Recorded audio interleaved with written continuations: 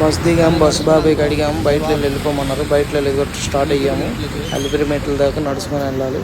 నేను నా ఫ్రెండ్ వెళ్తున్నాము. బాగా వర్షం పడుతుంది. చూడండి ఎంత దీనిగా ఉందో. తెల్లారి ఎంట్రీ వచ్చేసింది. అది దగ్గరికి వచ్చానికి బయలుదేరిపోయాము. అలిపిరి మెట్ల దగ్గరికి వచ్చాం.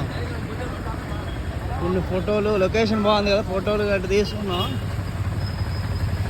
చాలా మంది వెళ్తున్నాం నడుచుకొని. తుఫాన్ అయితే మామూలుగా లేదు.